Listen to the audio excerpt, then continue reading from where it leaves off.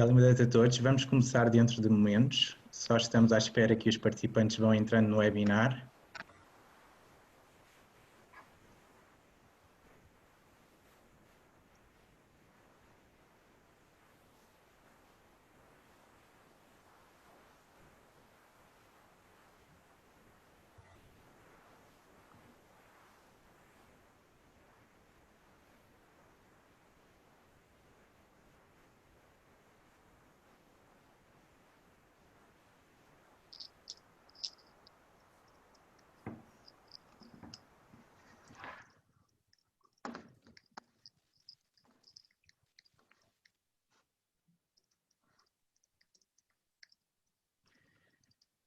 Vamos então iniciar o webinar. Eu vou passar a palavra à Chairman do Aga Khan Health Board, a Alida, que vai fazer uma pequena introdução.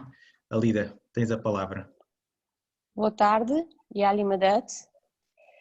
A pandemia do Covid-19 provocou alterações profundas na vida das pessoas e no cotidiano familiar. Planos de contingência, confinamento em casa, notícias nem sempre credíveis, tudo isto contribui para aumentar os níveis de ansiedade e stress. O que podemos fazer para garantir o nosso bem-estar durante este período de isolamento e distanciamento social? Como explicar às crianças o que se passa? Porque de repente a escola é em casa e não podemos sair à rua. Para ajudar a compreender tantas questões que nos surgem nestes momentos e sentimentos como preocupação e angústia, para além dos outros já referidos, temos hoje a presença de dois profissionais de saúde. O Dr. Miguel Mialha Estrada, especialista em neurodesenvolvimento, e o Dr. Tiago Vinhas de Sousa, psiquiatra de adultos e diretor clínico da Clínica Nostra, a quem desde já agradecemos a disponibilidade para nos falarem sobre um tema tão importante como o da saúde mental em tempos de Covid-19.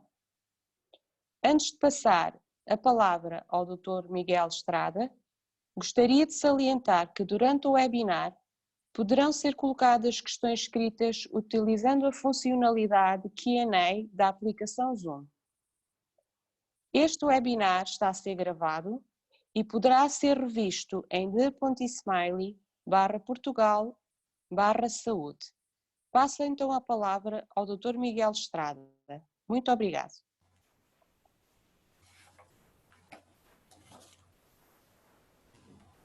Começar, eu sei as preocupações que têm em relação a crianças estarem em casa, não terem a rotina que estavam habituadas, etc. Mas parece que de certa maneira estamos a falar de um público-alvo homogéneo, quando realmente os problemas que estão a passar são bastante heterogéneos no que toca à saúde mental. Em crianças que não têm realmente padrões ou problemas, ou historial de problemas de saúde mental, geralmente é chato para elas, é chato para os pais, mas as coisas lá se vão gerindo da maneira possível, depende também de vários fatores, como a capacidade económica, o estatuto social de cada família, desde a educação dos pais até à própria saúde mental dos pais, portanto é complexo e é diversificado. Eu vou dar um exemplo. Nós temos, eu tenho visto agora pessoalmente e falado com várias pessoas e tenho estado a par e tenho feito alguns serviços mínimos com problemas, com crianças com problemas de saúde mental, tal como preparação de hiperatividade, déficit de atenção, autismo, dificuldades intelectuais, problemas de comportamento, etc. Ora, o que é que se passa aqui? Nós estamos muito virados para as crianças, os pais querem muito saber o que fazer, mas vamos ver a realidade tal como ela é. Todos estes problemas têm uma carga genética. Não é só as crianças, é os pais também, é a família. Eu vou dar um exemplo muito concreto. Por exemplo, na hiperatividade e déficit de atenção, tem um fator genético que ronda entre os 75% a 85%. E a probabilidade de haver alguém da família, um dos pais, ou pelo menos, se não for um dos pais, um avô ou avó, mas geralmente costuma-se encontrar nos pais, vai-se encontrar alguém com problemas de controle dos impulsos, de impulsividade. E famílias mais suscetíveis a este tipo de psicopatologia, este tipo de doença, vão também estar em perigo devido que a dificuldade com a impulsividade na família, um membro que seja impulsivo, uma mãe ou um pai que sofra do controle dos impulsos, vai ter mais dificuldade em conseguir regular a criança emocionalmente para que esta consiga não estar tão ansiosa, não ter tantas explosões de comportamento e estar mais centrada naquilo que faz. Porque só a medicação ajuda muito, mas não é o suficiente. É necessário haver também outro cérebro, outra mente, que consiga regular ou seja, ajudar a criança a conter os seus sentimentos e também a aplicar umas regras comportamentais que ajudem, em vez de punir, mas não punir, mas que a ajudem também a adaptar-se a um comportamento melhor e mais adequado e mais adaptável em casa. Agora, isto não é só para isto depois vai ser o tema, vai dar ao Dr. Tiago, que não é só a perturbação de hiperatividade e déficit de contenção. Isto encontra-se nos problemas de ansiedade, encontra-se nos problemas de depressão. Agora, mesmo há 2 semanas, por acaso, há menos de 2 semanas, saiu um estudo no Lancet que fez um grande... analisou pessoas desde 1985 até 2002, portanto, tirou data sobre essas pessoas, enquanto eram crianças, que tinham problemas de saúde mental, desde depressão, ansiedade, PHDA, como já referi, perturbação de hiperatividade, déficit de atenção, outros problemas como insónia, etc. E fez um estudo foram feitos vários estudos longitudinais em vários países e saiu os resultados agora dia 15 de abril no Lancet, na revista médica Lancet. E fizeram uma pontuação poligénica, Polygenetic Score, que diz o quanto, é mais ou menos o quanto diz uma pessoa estar em risco comparado com outra pessoa com uma genética diferente, não com um genoma diferente, obviamente, não é? Mas com algumas subtilezas em alguns alelos ou genéticos podem fazer toda a diferença para a depressão, para a ansiedade, etc. E, por exemplo, na depressão foi encontrado que a prevalência em problemas de psicopatologia como não são tratados, como a depressão na infância, tem um risco de 55%, uma mediana de 55% na idade adulta. Isto não quer dizer, este estudo não é indicado a nível individual, nem quando é que começa, nem a progressão da doença, mas sim a probabilidade genética de risco, num total. Portanto, e a PHDA tem um de 80%, que é altíssimo, não é? De 75% a 85%, o que é altíssimo. E também se encontra o mesmo para outras condições, como a insónia, como os problemas de comportamento, que mais uma vez vão sempre dar muitas vezes à PHDA ou então a patologias do fogo da impulsividade. E o que é que acontece? Como é que isto vai afetar agora com o SARS-2, que está resultado da doença Covid-19, como é que lá chega? Como é que vai piorar as coisas? Estas crianças estão habituadas a ter uma rotina. Por exemplo, o autismo é extremamente importante uma criança ter uma rotina. Nós temos agora, neste momento, em que estamos a falar, mães solteiras com uma criança autista em casa a receber o ordenado mínimo, ou agora já nem isso, ou então com 2 filhos, 2 com autismo, ou então 2 filhos com PHDA, em que a situação está a ficar intolerável. Já era intolerável antes, agora está muito pior, obviamente. Porque a criança ia à escola, ainda tinha aquela rotina, a mãe tinha aquele espaço para descansar, estavam medicadas, tinham um plano terapêutico, etc. Agora, as que tinham, não é? Porque há milhares que não têm, infelizmente. Mas agora a mãe vê-se, não sabe o que é que há de fazer, porque com duas crianças, por exemplo, com autismo em casa, com problemas de comportamento, em que ela está a fazer o jantar, mas um já está a partir isto, já está a partir aquilo, o pedopsiquiatra agora já não está tão disponível para ajustar medicação, para aumentar a medicação, e é tudo bastante difícil. Não pode, o que é que temos aqui? Como é que isto contribui também para poder aumentar casos da Covid-19? Essas crianças vão levar as mãos, vão à rua, inevitavelmente, vão levar as mãos à boca, aos olhos, constantemente, e muitas destas mães vão precisar da ajuda dos pais, da mãe, do pai, porque sozinhos é muito, muito difícil gerir isto em casa e isto está a acontecer.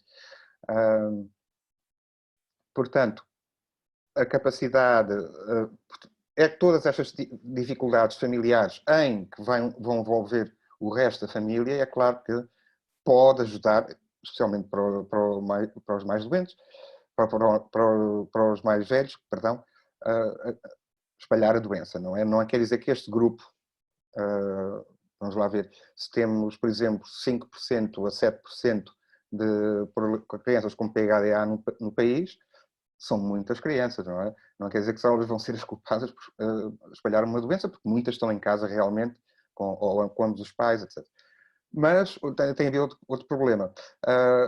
Crianças com problemas de saúde mental têm geralmente, existe também um problema familiar em que pode aumentar exponencialmente o conflito familiar. Este conflito familiar, estando confinados, todos em casa, sem também uma rotina, e muitas vezes já um ou outro membro da família ter perdido o emprego, ter perdido o salário, vai aumentar também a capacidade de conflito em casa.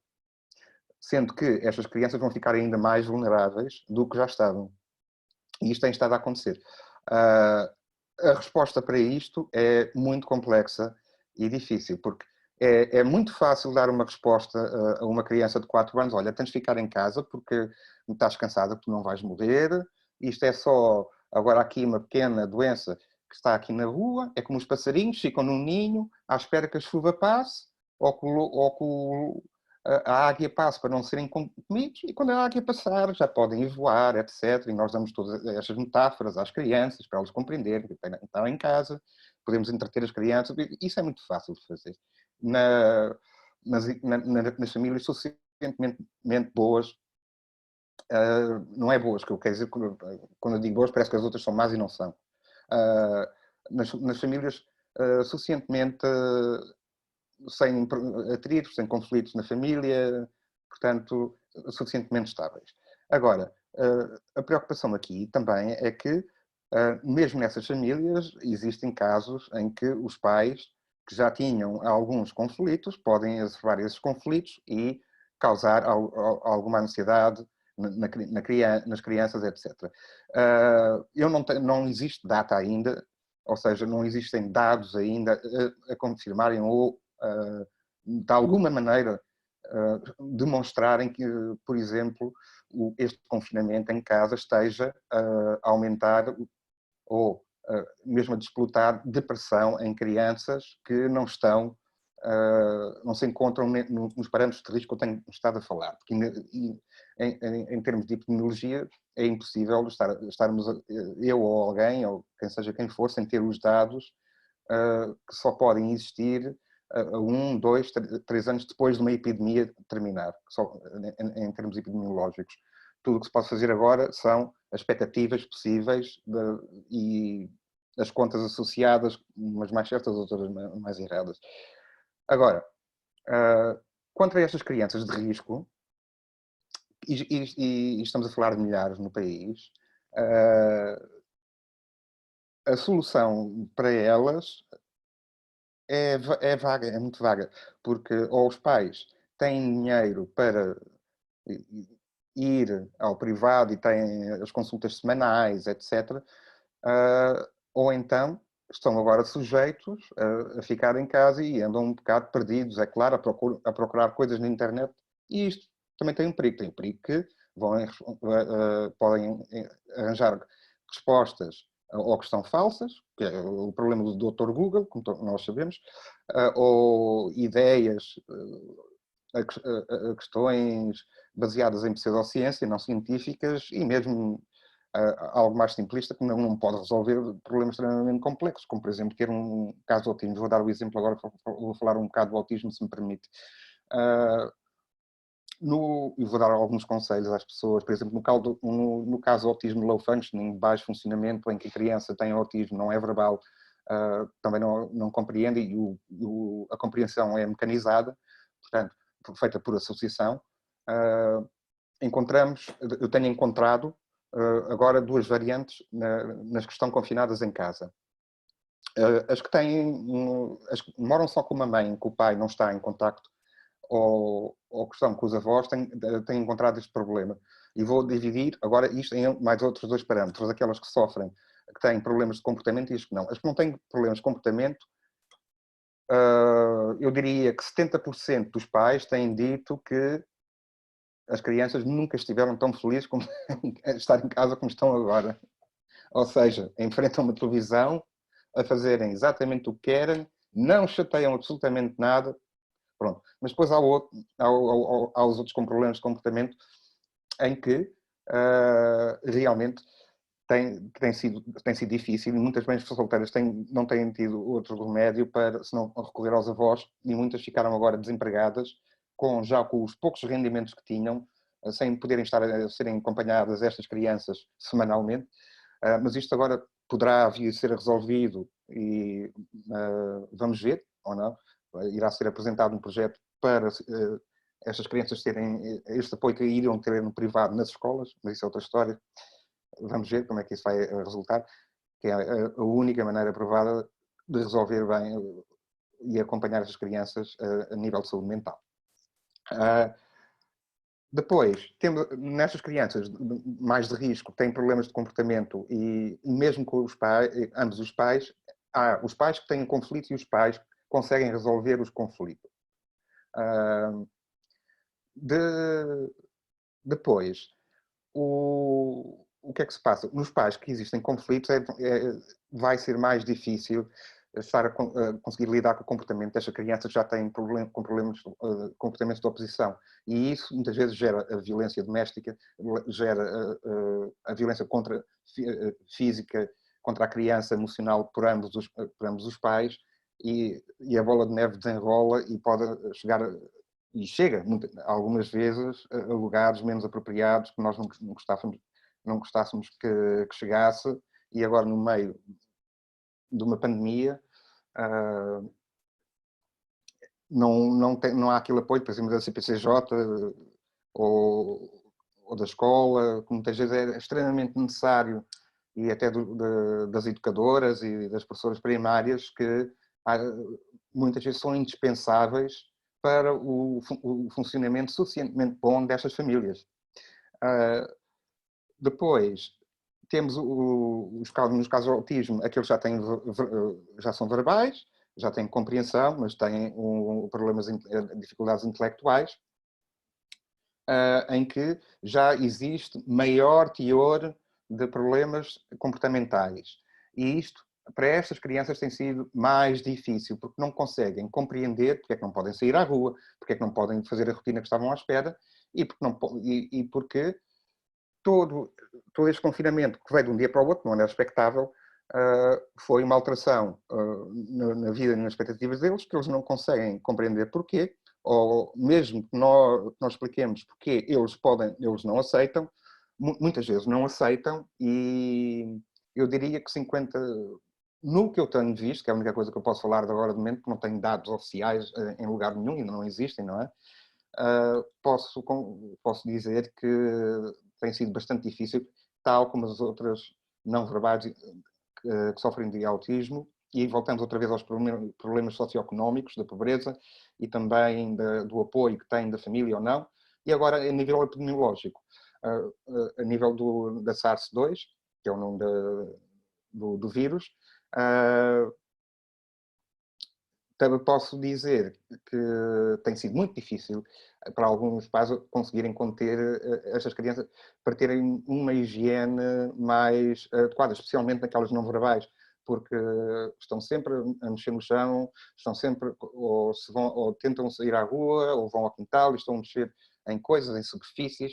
O vírus pode, e algumas mães têm que levar estas crianças ao supermercado porque estão sozinhas e não há outra solução, e vão ao supermercado e tocam em tudo, e metem mesmo nos olhos, na boca, constantemente, e não é só os com autismo, mas com PHD também, as perturbações intelectuais também, e muitas vezes as crianças também não têm problemas mentais, também o fazem, mas pronto, com autismo e com os problemas com as perturbações do desenvolvimento tendem a fazer em muito maior escala.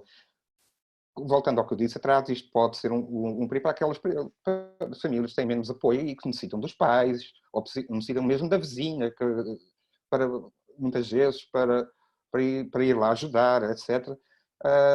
Porque são fortes fontes de contágio. O que é que acontece aqui é que nós estamos a experienciar, porque com este vírus há uma leve incidência como a doença se pode expressar, ou seja, os sintomas de febris, os sintomas de tosse seca, os sintomas da falta de olfato, os sintomas de falta de ar, geralmente não se tem visto nas crianças. O que é que isto quer dizer? Que elas podem muito facilmente ser assintomáticas, porque o sistema imunitário delas, das crianças, é muito mais forte do que o nosso, é mais resistente em várias maneiras, e temos aqui este problema que é agora vou-lhe dar aqui um título, uma analogia, o inimigo invisível, ou seja, parece que a pessoa está bem, mas está assintomática e é portadora e pode perfeitamente passar o vírus através ou do contacto, ou das superfícies, ou de estar a falar ao pé da pessoa, através da forma de aerossol de partículas. Portanto, gerir toda esta situação para estas famílias tem estado a ser extremamente difícil. Eu não consigo dizer se agora é perfeitamente compreensível a atitude do governo em querer reduzir o mínimo de contacto. E isto dando só aulas presenciais a partir do 11º e 12º ano. Tudo bem, faz sentido, mas por outro lado, nós também precisamos de alguma imunidade de grupo, juntamente com todo este confinamento, para ajudar a que a doença não prossiga em frente. E existe aqui um grande equívoco, que é as pessoas associam a SARS-2, que dá a doença à Covid-19, como apenas uma mera gripe. Não é uma mera gripe. Para já, o nosso sistema imunitário não conhece este vírus e como no início de qualquer epidemia, ela será mais grave porque, ainda não perdeu virulência, ou seja, aquela letalidade que pode ter no sistema imunitário, não existe vacina e até lá pode matar muita gente, como tem vindo a morrer muitas pessoas. Não é? Em um mês morreu muitas pessoas devido a este vírus. Segundo, nós não sabemos quando é que vai aparecer uma vacina ou quando o vírus irá perder virulência. O que podemos fazer agora é fazer dados comparativos com outros países que tenham mais ou menos as nossas características e aí sim fazer medidas de prevenção, etc. Depois há o problema da economia. Agora temos outro problema. O problema da saúde mental em Portugal não pode ser comparado com as formas de resolver os problemas de saúde mental em crianças e adolescentes, como há, por exemplo, em Inglaterra, em que a Inglaterra vai ter muito apoio e aqui vai ter muito pouco. Esta é a realidade. A não ser, e volto a repetir, que os pais tenham a possibilidade de ir ao privado, etc. Não vão ter as crianças não vão ser seguidas semanalmente no Serviço Nacional de Saúde em massa, como deveriam ter com todos estes problemas, e também, muito menos agora, que vão estar confinadas em casa, em que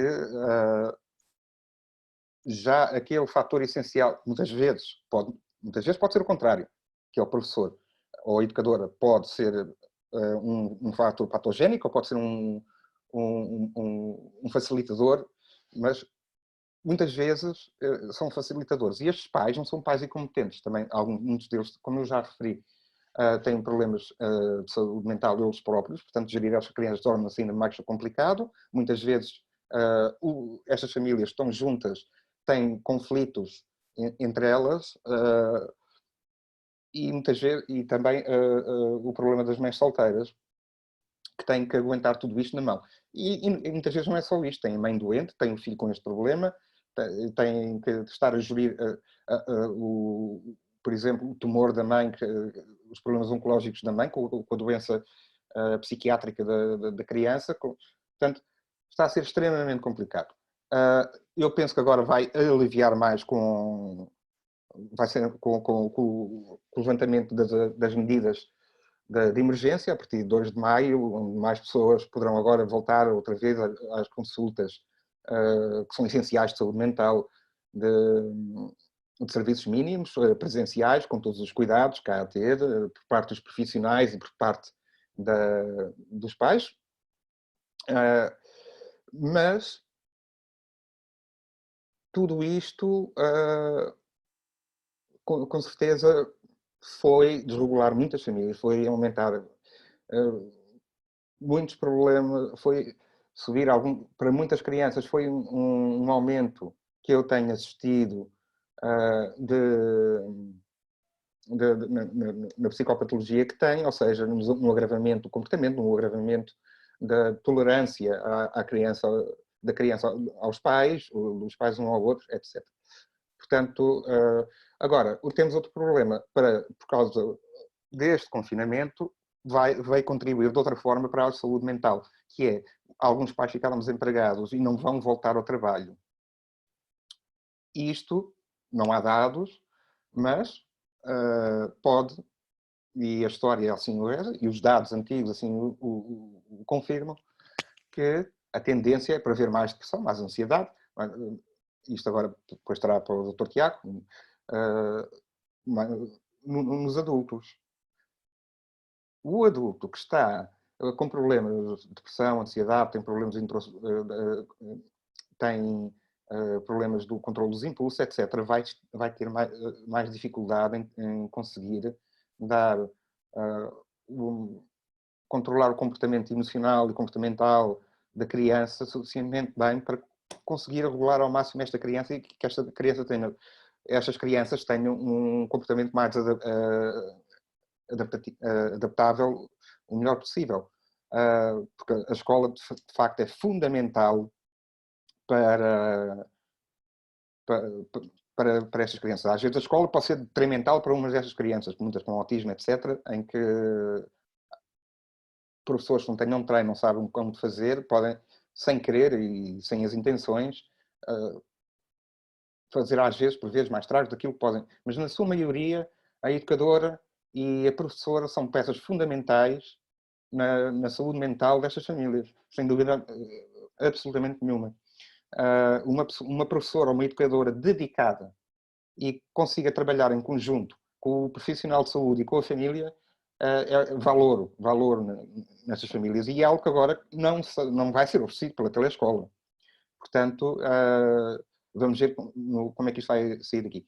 Agora, também, por outro lado, seria interessante ver, como por exemplo, aqui por exemplo, as crianças com PHDA, que estão devidamente medicadas e que podem ter o luxo de ter uma mãe ou um pai ali ao lado delas enquanto vão estar na TV escola. Vamos ver até se esse isolamento se esse isolamento vai contribuir que elas aprendam, não é mais ou melhor, é que elas consigam ficar concentradas e até e por essa forma, por não terem tantos estímulos à volta dela como têm na sala de aula, etc., conseguirem então recordar, meterem mais cá para dentro mais informação, por não estarem tão distraídas, e será um exercício curioso de ver se resultaria melhor para elas. Não quer dizer que isto se fosse mais positivo, ou se o resultado fosse positivo, que assim deveria ser feito, mas a nível da estatística epidemiológica e também de outras alternativas para crianças com esta patologia, seria interessante então de ver. Eu esqueci-me qual era a outra pergunta. Com isto tudo... sim, as crianças com ditas sem problemas de saúde mental, assim assinaladas, é normal que a ansiedade aumente. O que eu sugiro é simplesmente façam uma rotina diária, que já foi imensamente dito por vários profissionais de saúde, para essas crianças, façam uma rotina diária, aproveitem este tempo para brincar mais com elas, aproveitem este tempo para desenvolver uma ligação mais próxima delas e é que ter paciência, porque vamos lá ver uma coisa, o ser humano tem a tendência para querer a perfeição e fugir da ansiedade e tentar fugir dos problemas. Há coisas que não podemos fugir e vamos ter que lidar com eles. Um deles é ter esta paciência que nós vamos ter que ter em nome destas crianças para as conseguir rolar, para as conseguir entreter, para as conseguir desenvolver uma proximidade afetiva maior com elas e não passar a nossa ansiedade para a criança, porque senão fica tudo desregulado. E depois também ao contrário, conseguir separar aquilo que é nosso, ou seja, ok, a criança está assim, está muito ansiosa, mas eu vou ter a noção que isto não vai... Ok, isto pertence à criança, vou ver isto de uma forma científica e vou tentar ao máximo que, inconscientemente, esta criança não passe, não vá disputar também a minha ansiedade. E então fica aquela bola de neve e os pais vão à internet, já ficam completamente sem saber o que fazer, etc. E isto pode levar ao desespero e depois à ansiedade dos pais, depois à depressão, depois aquela bola de neve do costume. A única coisa a fazer aqui é ver dia a dia para estas crianças que não têm problemas de saúde mental ou doenças de saúde mental, como as que eu referi há bocado, é fazer a rotina com elas e muitas vezes ver, ok, esta ansiedade, será que eu estou a passar à criança? Será que a criança está a passar a ansiedade a mim e eu estou a ficar ansioso e não estou a conseguir lidar com ela? Portanto, vai ser não tanto para a criança, mas vai ser um desafio maior para os pais, eles conseguirem fazer uma autorreflexão, meterem esses travões mentais, ok, vou pensar o que é que está a passar aqui, e terem essa força para se controlarem e para ficarem calmos e poderem transmitir essa calma à criança. Este é um dos grandes desafios que muitos dos pais vão ter, e agora a capacidade de o fazerem é completamente heterogénea e vai depender de família para família, do apoio que têm, da sua constituição biológica, dos seus genes. Portanto, é por isso que eu disse ao início que isto não era um problema assim de uma população homogénea, mas era um bocadinho mais complexo do que isso. Obrigado, Dr. Miguel. Então vamos passar ao Dr. Tiago. Nós já temos aqui algumas questões para si, mas vou colocar no final, está bem? Então eu dava agora a palavra ao Dr. Tiago.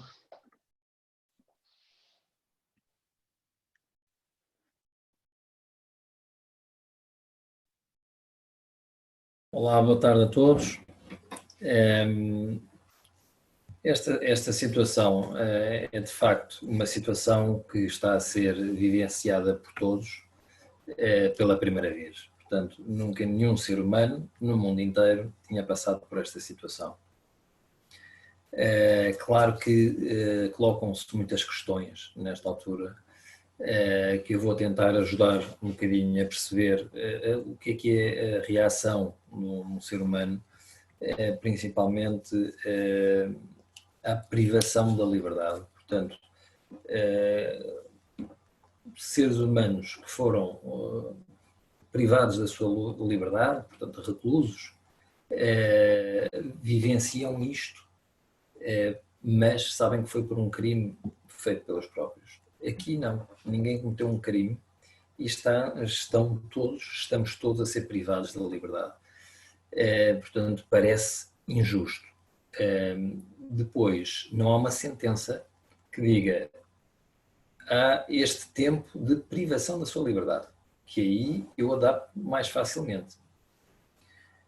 Portanto, não está a ser nenhuma notícia que consiga travar um bocadinho esta nossa dúvida, e que as dúvidas causam ansiedade, não é? Portanto, não há um término, não há uma data específica. Portanto, aqui vou falar um bocadinho só da reação ao stress, o que é que costuma acontecer. Existem 3 fases da reação ao stress. Portanto, uma primeira fase de defesa da adrenalina, que ficamos mais alerta. Portanto, quando estamos a ver as notícias todas inicialmente e ouvir isto pela primeira vez e a chegar ao país onde vivemos, e os cuidados a ter, etc. Depois uma segunda fase de resistência em que estamos ainda o nosso, no fundo, sistema autoimune está até mais resistente a doenças. E depois uma terceira fase de exaustão ou esgotamento. Portanto, que é esta fase precisamente que queremos evitar. Portanto, não é igual, como o Dr. Miguel Estrada falou, para uma população que já tem uma patologia, não é, previamente, e população em geral que não tem essa patologia. As pessoas que são acompanhadas e têm uma perturbação da ansiedade ou do humor, portanto, depressões, etc., é uma percentagem relativamente pequena, mas neste momento somos todos 100% a viver uma situação que exige uma adaptação a algo que é novo. Portanto, essa adaptação obviamente custa mais a alguns do que a outros, mas na verdade ninguém estava muito preparado para, foi repentino, portanto não houve nenhuma preparação, ninguém nos avisou para estarmos preparados para aquilo que estamos a viver hoje. Claro, portanto está tudo mais relativamente aos pais, portanto a tal fase de exaustão ou de esgotamento que queremos evitar, que pode depois dar aso não só uma depressão, mas até lá vários sintomas de maior irritabilidade, maior ansiedade, que não estamos habituados, os que não tinham uma doença, não estão habituados a perceber se estão a ter ou não alguma situação em que precisam de ajuda. Não obstante, alguns dos sintomas que começam a acontecer numa fase de maior exaustão ou de desgaste, de esgotamento, são insónias, ansiedade, irritabilidade, falta de energia, portanto, falta de vontade para fazer até as coisas que habitualmente gostavam de fazer, alterações do apetite, portanto, hiperfagia ou anorexia, além de alterações do sono, insónias ou hipersónia, portanto, pessoas ou dormir o dia todo ou com grandes insónias não conseguem dormir à noite, e de facto estão a ter uma causa para que isto aconteça. É diferente de pessoas que têm estas situações sem causa aparente, ou seja, aí já é mais genético, é um problema mais crónico provavelmente, ou uma depressão endógena profunda, major. Aqui é reativo, portanto é melhor prognóstico, essa é a parte boa. Agora, esta adaptação a teletrabalho, confinamento, a telescola, portanto ajudar as crianças, ao mesmo tempo estarmos a trabalhar, e estamos habituados a trabalhar com algum silêncio, com algumas condições que agora não estamos a ter. Portanto, esse stress acrescido de estar a trabalhar de uma forma diferente, com condições diferentes que não estávamos habituados, de ajudar os filhos também na escola que estamos habituados que fossem os professores. Agora são os pais também que têm que ajudar os filhos a mexer no computador ou telescola, etc. E também o problema económico, que obviamente que é uma preocupação para todos. Os países mais pobres, obviamente que é ainda maior a preocupação, porque têm menos budget para conseguir combater uma crise que possa daqui de vir e que vem de certeza. Mas, portanto, estas preocupações todas, obviamente, que causam um stress acrescido. Como é que nós podemos, de uma forma mais pragmática e mais prática, vivenciar isto e dar um bocadinho a volta a esta questão? Só, de facto, aprendendo a ver o lado positivo, mesmo quando é uma catástrofe.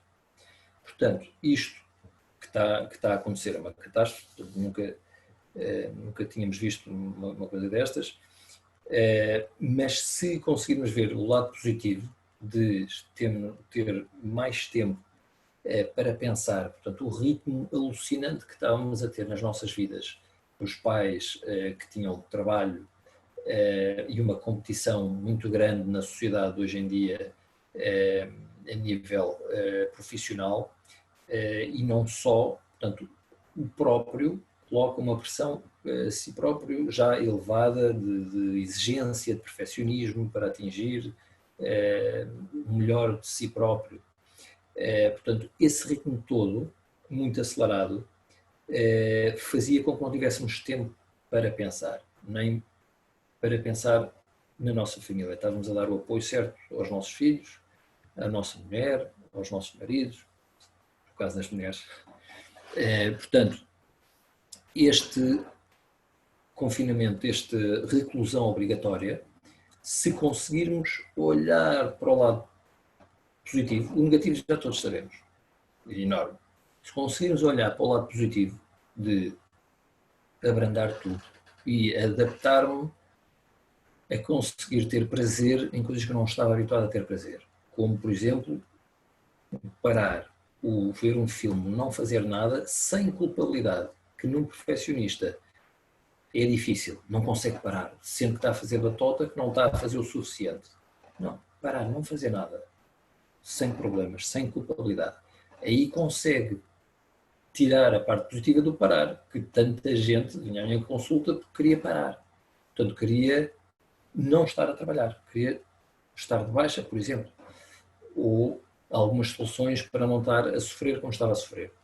Agora, a situação muda, é totalmente diferente, como é óbvio, mas se olharmos para o lado positivo disto, de abrandar o ritmo e conseguir olhar para nós próprios, portanto, fazer uma introspeção e ver o que é que eu estava a fazer bem, isso vou manter. O que é que eu estava a fazer mal? Então, quando o mundo reabrir as portas, quando começar outra vez o arranque, posso fazer melhor algumas coisas que não estava a fazer. Mas se não tivermos tempo para parar, para pensar um bocadinho, não mudamos, não evoluímos. A outra questão é de facto dar mais valor àquilo que já era um dado adquirido. Portanto, dar valor às pequenas coisas. Quando alguém vai à rua ou apanha sol, não está a chover, está a bom tempo, apanha um bocadinho de vento na cara, olha para uma árvore e uma temperatura agradável, pode dar valor a isso agora. Respirar. Está a respirar fundo e bem, olha que bom. Eu não dava valor a isso porque era um dado adquirido. Mas agora, vendo pessoas que apanham uma doença e que não conseguem respirar bem, precisam de uma ajuda, dou mais valor a isso. Portanto, aprender a dar valor às pequenas coisas e que era um dado adquirido, importantíssimo. Fazer a questão a nós próprios também sobre a vida que levava, portanto, a vida que estávamos todos a ter estava correta. Portanto, é só produzir, trabalhar muito e não termos tempo para as nossas famílias, ou queremos levar um bocadinho desta paragem para a nossa vida no futuro. Se calhar não era assim tão mal. É uma boa altura, como disse o Dr. Miguel Estrada, para nos conhecermos. Sem dúvida que estar 2 horas por dia com os filhos, ou meia hora, ou 1 hora, é diferente de estar muitas horas. Com tudo o que possa ser positivo. Tem coisas negativas, e tem coisas positivas. Portanto, agora olhando para as positivas, okay, eu fico mais atento aos problemas de um filho ou de uma filha. Tenho mais tempo para os ajudar. Ou mesmo que esteja em teletrabalho, ou mesmo que profissionais de saúde, e muitos outros, obviamente, força de segurança, etc., nos supermercados, de comunicações que estão a trabalhar, podem não ter tempo na mesma e ainda têm que dar ajuda aos filhos e ir até à escola, etc., etc. Mas estão mais tempo em casa do que estavam em princípio. Portanto, e essa maior quantidade de tempo é positivo também, não é só mau. Se conseguirmos mostrar esta fé aos nossos filhos, que mesmo num tempo de crise, se com amor e com amizade ajudar o próximo, nem que seja por uma chamada, por uma videochamada, uns avós, uns tios, um amigo que está sozinho, uma amiga, falarmos uns com os outros, começam-se a levantar valores que muitas vezes estavam esquecidos na maioria do nosso tempo, porque estávamos muito acelerados a fazer outras coisas. Portanto, fica tudo mais evidenciado agora, também no caso do relacionamento entre casais. Portanto, o que é que estava bem, o que é que estava mal, ter tempo para conhecer a mulher ou o marido, e os casos que estavam juntos de forma anormal, ou seja, violência doméstica, e sempre repetidamente e aceitar. Agora estão a 100%, conseguem perceber tudo, ou seja, tudo fica mais evidenciado, o que é menos bom e o que é melhor. Mas, neste caso, dá para perceber também o próximo passo a dar, porque, como está tudo mais evidenciado, o que é que eu estou a fazer bem, o que é que eu estou a fazer mal, e o que eu estou a fazer mal possa mudar.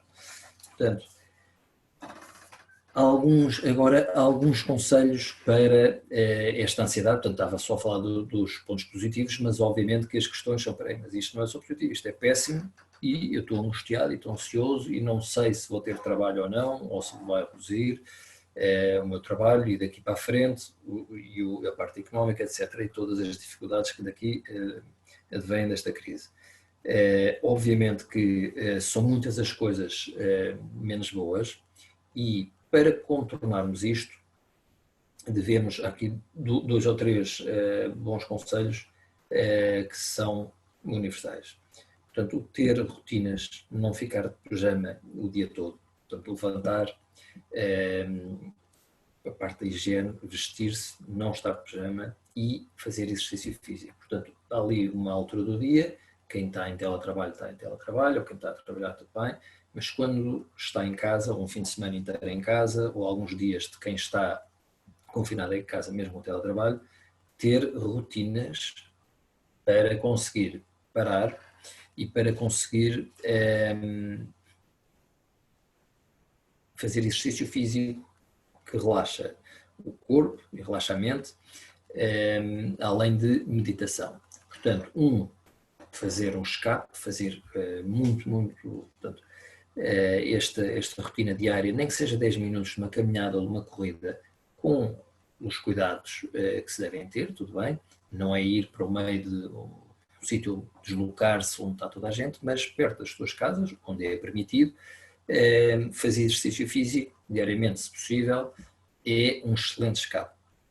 Portanto, são coisas pequeninas agora que fazem toda a diferença. Portanto, o nosso organismo, o nosso sistema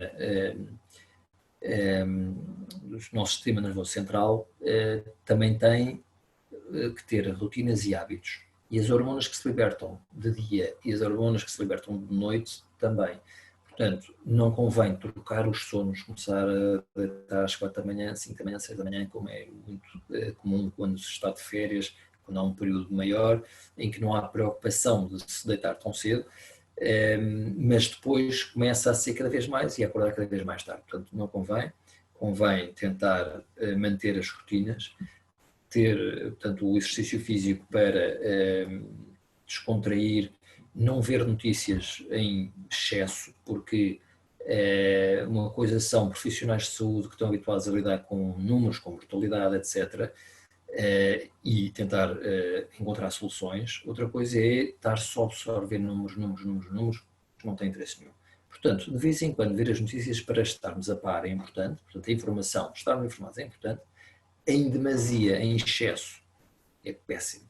Porquê? Porque aumenta muito a nossa ansiedade, a nossa preocupação e o nosso capacidade cognitiva diminui. Portanto, quando ficamos em grande ansiedade, em pânico, nossas capacidades reduzem. Portanto, não é isso que se quer agora. Agora o que se quer é que as nossas capacidades cognitivas e a nossa calma, a nossa inteligência esteja aumentada, a nossa resiliência esteja aumentada. Portanto, para a resiliência estar aumentada, o exercício físico é importantíssimo. Para conseguirmos achar soluções para estar com os filhos, para estar com os maridos, as mulheres, a família em harmonia, precisamos de estar com calma. E para estar com calma, não podemos estar sistematicamente a ser inundados só com notícias caóticas. Isso não nos dá calma. Portanto, aumenta-nos a adrenalina brutalmente, que tem a ver com a sobrevivência da espécie. Portanto, se a espécie, se o ser humano olha para uma notícia que vê que está a ser posta em risco a sua sobrevivência, aumenta muito a ansiedade, aumenta muito a adrenalina. Agora, os casos mais graves com grandes sintomas, tudo bem, procurar ajuda, mas a maioria das pessoas que estão todas a viver isto tem que sentir que está a ser vivido por todos. E o mundo e as crises não duram para sempre. Duram, mas são cíclicas. Portanto, melhores momentos virão, é isto que temos que perceber, e nas fases que vamos abaixo, não convém deixar de perceber a realidade, que é quando estiver a vir acima, se eu me mantenho no pico de baixo, ou seja, se eu inicio uma depressão, depois quando está tudo a vir para cima, eu não vou para cima, mantenho no down, que é isso que se quer evitar. Portanto, a ideia será manter à tona, com calma, ok, tenho tempo para jogar às cartas com a família, fazer jogos, ir andar de bicicleta, ir passear. Antigamente não tinha, agora tenho. Portanto, isto é o lado positivo. Mantendo-me, ok, com os mínimos, tenho para isto, consigo pagar isto, consigo ter para comer, pagar a eletricidade, etc. É isto agora, não são excessos. Portanto, tudo o que é supérfluo agora não me interessa nada. Me interessa os mínimos para a sobrevivência e depois, quando tudo estiver a melhorar, aí sim, quem está à tona cresce logo. Quem mergulhou numa depressão, aí não vai reagir na altura certa porque está, de facto, deprimido. Portanto, alguns dos sintomas que eu falei relativamente à exaustão e depois depressivos e de ansiedade e de falta de energia, de grandes insónias, se persistirem muito tempo, aí sim devem pedir ajuda ou nos centros de saúde ou ajuda especializada, não é? Dentro dos especialistas, mas fazer tudo para evitar isso é seguir alguns destes conselhos que estive a falar agora. Pronto, eu penso que agora, eventualmente, algum tempo para questões, se calhar, mais práticas que os participantes que nos estão a observar possam ter, creio que será agora uma boa altura. Obrigado. Muito obrigado, Dr. Miguel e Dr. Tiago. Agora, antes das perguntas, gostaria só de dizer que convidar a audiência para responder a 3 pequenas questões que vão surgir nos ecrãs dos vossos dispositivos. Iremos então começar a parte das perguntas e respostas e passo a palavra ao Adam. Ok, então, temos aqui algumas perguntas dos participantes. A primeira pergunta é: com o confinamento aumenta o conflito? podem dar alguns exemplos para reduzir este conflito?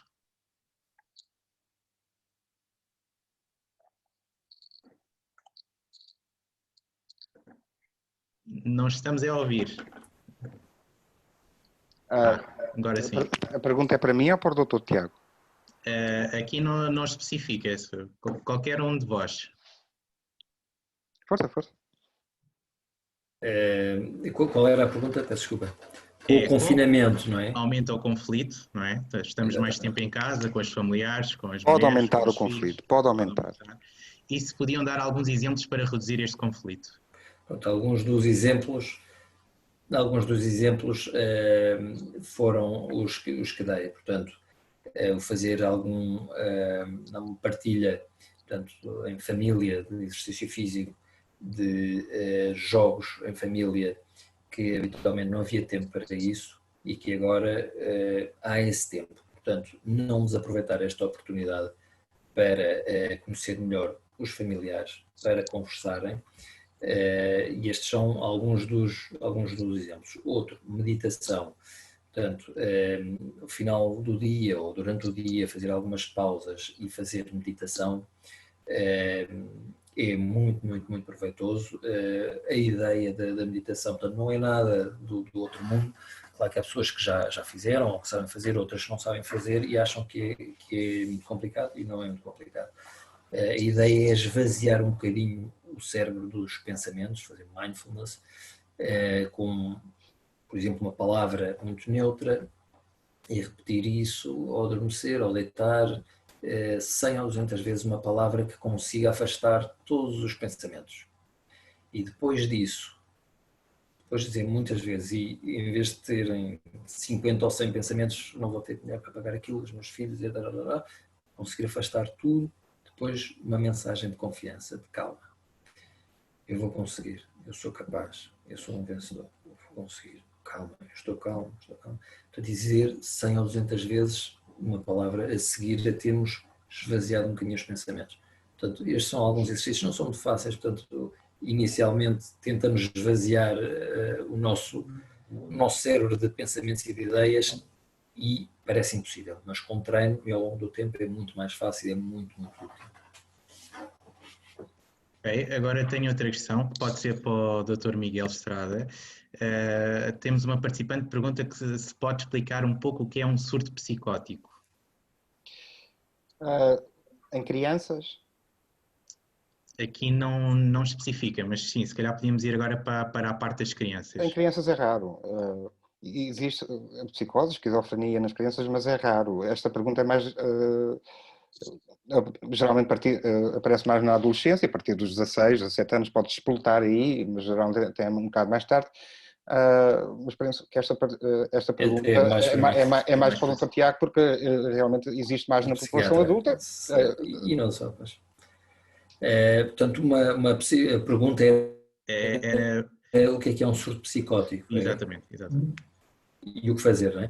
Portanto, a psicose tem a ver com sintomas produtivos em que existem ou podem existir alucinações auditivo-verbais, ou seja, uma pessoa que está a ouvir vozes e que perdeu a crítica para essa situação, ou seja, começa a ter interpretações delirantes, começa a ter delírios, e esses delírios vão ganhando uma intensidade, portanto, primeiro uma dúvida e depois começam a ter certezas de algo que não é real. Portanto, o delírio é uma falsa crença, um pensamento, uma falsa crença que não cede à argumentação lógica e não se insere no contexto sociocultural daquela pessoa. Por exemplo, eu achar de repente que toda a gente me quer matar. Começa a ter um delírio paranoide, portanto, persecutório, aquele carro, aquelas pessoas que estão a passar ali me querem fazer mal. Estão a falar de mim de certeza, tenho certeza absoluta. Portanto, isso é uma ideia, uma interpretação delirante, e depois posso ter alucinações que confirmam ainda mais isso. Portanto, começam a comentar meus pensamentos, etc. Portanto, isso é psicose, além de alterações do conteúdo e formais do pensamento, que já é um bocadinho mais complexo de explicar, mas no fundo estão a ver numa realidade que não existe, uma realidade paralela. Isso, por vezes, é perigoso para o próprio ou para terceiros. Portanto, quando isso acontece, deve-se ligar ao delegado de saúde para o ajudar. Portanto, ou ir a uma urgência de psiquiatria, ou ligar para o delegado de saúde e dizer: está a acontecer isto, o que é que me aconselha a fazer? Porque normalmente as pessoas não querem ir a uma urgência de psiquiatria, os pais ou familiares muitas vezes não conseguem fazer nada e se ligarem para o delegado de saúde, o delegado de saúde está habituado a fazer isto e leva esta pessoa a uma urgência de psiquiatria contra a sua vontade, ou seja, é a lei de saúde mental que está prevista no Código para proteger o próprio ou terceiros. Portanto, quando o próprio não tem discernimento para perceber as consequências do não tratamento. Portanto, isto é uma situação bem mais grave, bem mais complexa, que tem a ver mesmo com saúde mental, são doenças psiquiátricas, que não é propriamente o mais comum agora, particularmente nesta situação em grande escala do Covid-19, em que vai ser mais comum uma reação depressiva, uma reação de ansiedade, não é? Que é uma grande percentagem. Portanto, essa situação da psicose é mais específica, mas só para perceberem, existe 1% na população. Claro que quem tem essa situação em casa deve fazer isto, portanto, em vez de deixar agravar a doença, quanto mais cedo tratar, melhor. Não se deve entrar propriamente em grande conflito de obrigar, de ir ou não ir, mas sim sugerir ir, ver se a pessoa adere a essa ajuda, se aceita essa ajuda, e aí vai uma urgência de psiquiatria. Se há um grande conflito, aí é ligar para o delegado de saúde para ter essa ajuda. Se for um bocadinho abaixo, está intermédio, precisa ser tratado, aí é que é ligar para o médico de família ou para um especialista da área para fazer o tratamento em casa, uma consulta por videochamada, etc., fazer um tratamento. Portanto, esse é um passo abaixo. O passo acima é delegado de saúde para um eventual internamento. É muito bem. Agora uma questão para o Dr. Miguel. Diz uma participante: as novas rotinas como a telescola, videoaulas, não vão aumentar a ansiedade, nomeadamente em alunos com necessidades especiais? E que conselhos? Boa pergunta. Eu acho que já dei esta resposta anteriormente. A resposta é: não sabemos, porque só podemos avaliar a percentagem do que aconteceu em relação a várias patologias após um certo tempo. É assim que a investigação pode ser feita. Agora, com certeza que vai. Em algumas crianças vai, como já referi há bocado, e estou a dizer isto, vai porque já tenho observado que o confinamento, com todas aquelas variáveis que eu referi há bocado, o conflito familiar, a falta de rotina, como o doutor Tiago mencionou, o não fazer o exercício, o conflito também parental, o desespero do que pode vir amanhã a acontecer, a catastrofização do futuro, pode ter consequências na criança. Agora, respondendo muito sucintamente a esta pergunta, em crianças mais vulneráveis, a ansiedade, e provavelmente elas, até aos 5 anos na creche, elas teriam muito apoio da professora a nível de tarefas e de brincar. Estas crianças devem continuar a fazer isso mesmo. Elas não vão, até aos 5 anos, não vão aprender a ler, não vão construir nenhum carro daqueles que voam um avião, portanto, não vão tirar um diploma em neurocirurgia. Passem tempo com elas, façam alguns jogos educativos com elas, e o que se faria dentro do infantário, que é o brincar, o aprender a contar com a brincadeira. Portanto, e também para aquelas famílias que pensam: ok, mas e agora como é que vai ser o meu dia da manhã? Concentrarem-se no dia de hoje. Hoje estou a fazer isto, hoje ainda tenho isto, amanhã é outro dia, mas não deixar de pensar nas soluções que vai ter que arranjar e as pessoas com que vai ter que contactar para resolver esses problemas, porque disso não podemos fugir, da realidade. Contudo, quando estão com as crianças, estejam com elas, não estejam com os problemas. Não metam os problemas no meio das crianças, no meio da relação. É isso que eu estou a dizer. Agora, a partir dos 6 anos de idade, como já disse, isto não é um grupo homogéneo, o confinamento não faço a mínima ideia no que vai, como poderá atingir a aprendizagem, porque uma coisa é aprender com uma pessoa, fazer questões, ter questões, as questões terem de ser resolvidas, poder repetir aquilo que disse, poder ter o apoio extra, etc., com certeza vai prejudicar algumas crianças. Eu recomendo, obviamente, para estas crianças que os pais estejam sentadas nestes períodos de teleaula, se puderem, se tiverem o pai ou a mãe, ou quem esteja lá, o cuidador principal, um cuidador, alguém, um adulto, para se sentar ao lado das crianças e assistir a ela, possivelmente dar apoio às crianças, também assistindo à telescola com elas. E garanto-vos uma coisa, vamos lá ver, não estamos a pedir às pessoas, as crianças não vão estar, vão estar numa aula. Isto aqui, aquela ideia que lançaram da TV Memória, vale o que vale, não é? E os adultos não vão estar a rever os episódios da TV Rural, não se preocupem. A depressão não vai aumentar por causa disso.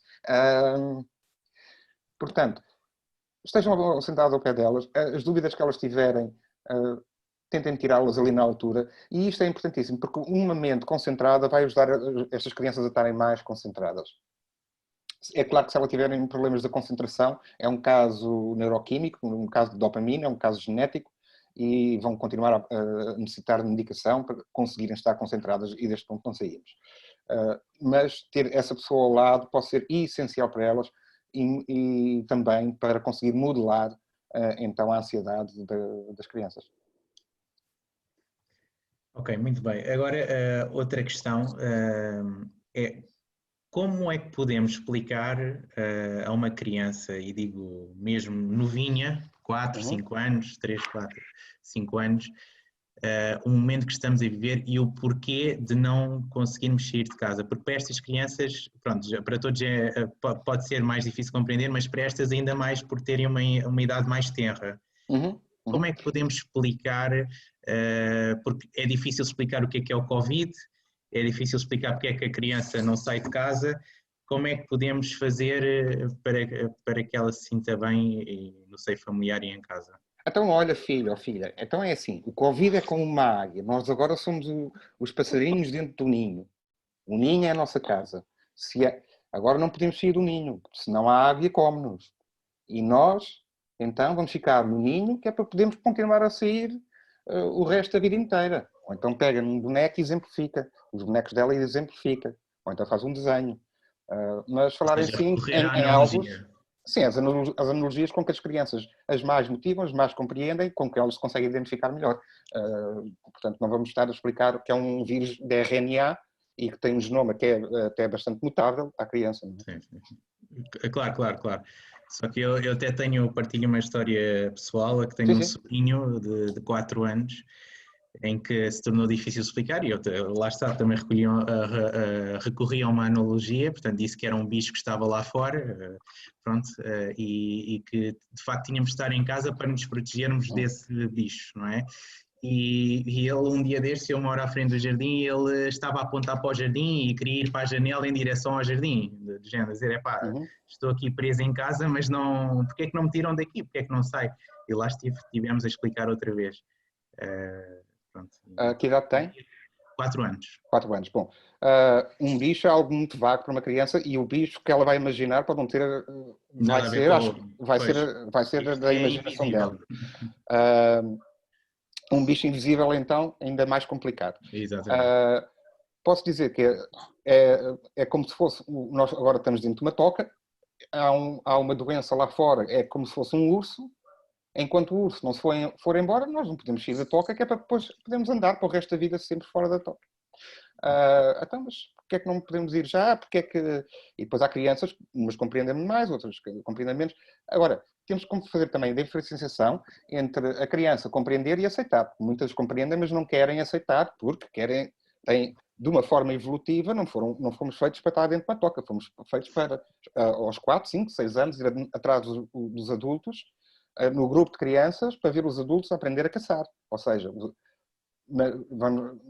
numa perspectiva evolutiva, as crianças têm este instinto natural de querer estar ao pé das outras crianças, porque os rapazes têm que fazer as coisas que têm que fazer com os outros rapazes, os rapazes com as raparigas, entre os rapazes e as raparigas, que é para aprenderem o seu círculo social, o seu lugar no mundo, como é que se interage, como é que se anda à luta, como é que se caça, como é que se pede apoio, como é que se dá apoio. E isto é um instinto natural que nós temos para a sobrevivência da nossa espécie. Portanto, muitas vezes não é tanto o compreender, mas sim o aceitar, e por isso devemos passar mais tempo com as crianças, brincar mais com elas, e temos que passar por isto, não há outro meio, e às vezes é complicado, e torna-se mais complicado às vezes para o adulto, como já referi antes, se o adulto não tiver aquela calma e paciência, que tanto como o Dr. Tiago já referiu, que possa transmitir à criança, e absorver, e esteja vulnerável a absorver toda a ansiedade da criança, despoletando a sua própria ansiedade. Nós temos agora várias questões, mas temos só tempo para mais uma questão. Eu peço às pessoas que fizeram alguma pergunta e não viram a sua questão resolvida ou respondida neste momento, que deixem os vossos e-mails, que entraremos em contato por e-mail a fim de responder às vossas questões. Uma última questão. O Dr. Tiago já deu várias estratégias para ultrapassarmos melhor esta fase de stress e de ansiedade.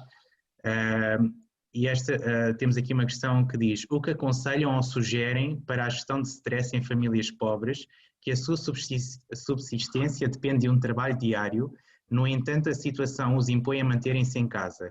Tem um confinamento, a falta de alimentos, agregados familiares alargados, etc.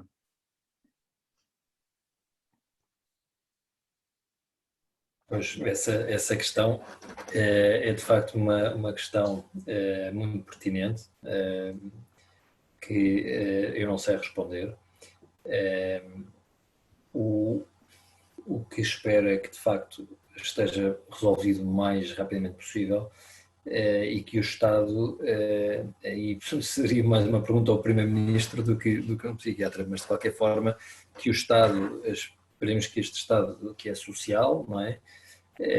Que apoie estas famílias e que dê condições para as pessoas que são obrigadas a ficar em casa terem as mesmas condições ou parecidas quando estavam a trabalhar. Ou, assim que for tudo reativado para conseguirem começar a trabalhar, que deem as condições para não estarem em stress total por ir trabalhar também. Porque há aqui dois grandes stresses, que é,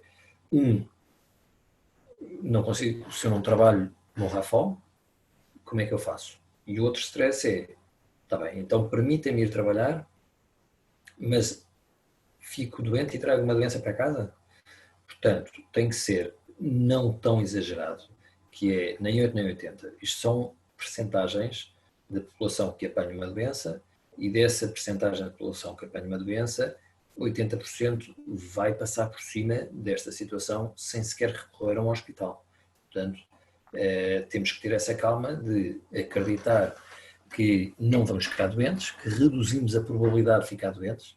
Portanto, usar uma máscara, e num trabalho é isso que eu acho que deveria ser feito, que é quando eu for trabalhar, falar sobre quais são as condições mínimas que eu não corra riscos de saúde, tenho uma máscara, ou dá para lavar as mãos, ou álcool para desinfetar as mãos, para reduzir a probabilidade, que é só isso que podemos fazer. Portanto, ninguém pode garantir nada, se fizer isto nunca vai apanhar, ou se fizer aquilo apanha de certeza. Portanto, há pessoas que não têm cuidados nenhuns e que não vão apanhar, e há pessoas que têm muitos cuidados e não vão apanhar, e há pessoas que têm cuidados intermédios que apanham, outras que não apanham. Portanto, mesmo, portanto, tendo a doença, 80% não acontece nada. 15% é que será internado. E depois, uma pequena percentagem, e isto normalmente pessoas mais idosas e com mais comorbilidades, é que acabam nos cuidados intensivos. E uma pequena percentagem destas é que vai falecer. Portanto, não podemos pôr o fim do mundo, porque uma percentagem muito pequena, que para nós e para não profissionais de saúde impressiona e parece, epá, mas que grande insensível dizer isto. Mas, por outro lado, temos que nos defender. Mas espera aí, mas se estamos só a olhar para números catastróficos, uma ansiedade brutal. Portanto, fica o mundo inteiro desempregado e a morrer à fome, porque uma percentagem pequena de pessoas com mais idade e com mais comorbilidades, com mais patologias, podem morrer. Portanto, temos que ter um bocadinho, relativizar isto tudo e tentar ver como é que eu posso voltar ao trabalho em segurança, portanto, não me pondo em risco nem outros, portanto, diminuindo a probabilidade de ficar doente, que é só isso que pode tentar fazer, e relativizar um bocadinho. Portanto, não é facilitismo, portanto, a parte social, que vi uma pergunta também da parte social com amigos, com família, a parte religiosa, de agrupamentos de pessoas, era excelente, sempre foi excelente. Portanto, grupos de pertença aumentam muito a nossa felicidade. Portanto, quem não tem os meios tecnológicos para estar em contacto, mesmo que seja por videochamada com familiares, com amigos e com amigas, vai sofrer mais? Vai. Portanto, tem que conseguir com quem está. Se estiver sozinho, é mais difícil. Se tiver alguém em casa, dar valor a ter alguém em casa, porque há pessoas que não têm ninguém em casa e há pessoas que estão em lares ou estão em hospitais neste momento sozinhos. Portanto, se tem mais do que isso, já é um sortudo. Só se pode pensar assim. E quem tem que ir trabalhar para ter a sua sobrevivência, então tem que tentar fazer ver isto ao Estado, ao patrão, senão o Estado tem que apoiar. Portanto, o Estado não pode retirar, não pode ir trabalhar porque não, e a pessoa morrer à fome. Portanto, a seguir é assim, olha, você não me dá dinheiro, o Estado não me dá dinheiro, eu tenho que ir trabalhar. Não é? Agora vou reduzir as probabilidades. Portanto, claro que há sempre aqui situações que não estão a ser cobertas pela ajuda do Estado. Não é? Portanto, podem falar muito da apoio e não está muito coberta. Aí, obviamente, temos que ser nós e pôr a parte da sobrevivência acima de tudo, que é, eu vou morrer à fome por causa desta doença que eu nem sei se apanho? Não, eu tenho que ir à luta. Aí vou ter que falar com quem tiver que falar para dizer, olha, nesta situação não posso continuar. Portanto, tenho que ter cuidados, mas com a minha sobrevivência garantida. Com a minha sobrevivência garantida. Portanto, isto é o principal. Agora, não, obviamente que eu não estou a responder, ou não sei responder melhor a esta pergunta, porque de facto é muito complexa e é mais política do que outra coisa. Posso acrescentar aqui uma pequena coisa? Claro. Ao que o Dr. Tiago disse. O Dr. Tiago mencionou há bocado, e com muita razão, que também é uma excelente altura para refletir a nível pessoal e interpessoal com as nossas famílias e a nível dos conflitos, para muitas famílias tentarem compreender aquilo que está perto deles, que os aproxima e aquilo que realmente os faz ficar mais distantes emocionalmente, como casal e com os filhos, mas também a nível coletivo de sociedade, e acho que vai ser, se podemos tirar uma boa lição que estas famílias que sem trabalho, com crianças com problemas de saúde mental em casa, o apoio de saúde mental agora nas escolas tem que começar a ser levado a sério, porque a escola, com as devidas equipas a circularem por lá semanalmente, podem ter um maior efeito do que a consulta hospitalar de 3 em 3 meses, mas isso não há dúvida, está testado. Eu próprio fui o criador deste projeto do projeto nas escolas no norte de Londres, em Inglaterra, e os resultados não houve muito para que enganasse. Acho que vamos ver agora também, e não é só neste nível de saúde mental, é também no nível que o Dr. Tiago mencionou, do que é que nós queremos como pessoas neste planeta e o que é mais importante. E isto, desde o nível individual, para nós próprios e para com outros, intrapessoal, mas também em coletivo. O meu único receio é que a necessidade, o ser humano move-se muito mais, por vezes, por causa da necessidade, e tem uma necessidade de acreditar maior daquela que tem de aprender.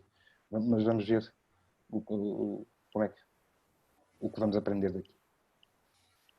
Dr. Miguel, Dr. Tiago, em nome do Aga Khan Health Board, gostaria de agradecer a vossa presença hoje e este um bocadinho que tiveram aqui connosco, que foi muito interessante e esclarecedor. Damos então por encerrado este webinar. Agradecemos a todos os participantes que nos seguiram durante esta hora e meia e já sabem, fiquem com saúde, fiquem em casa, fiquem em segurança. Obrigado e Ali Madad. Boa tarde. Obrigado. Muito obrigado, boa tarde.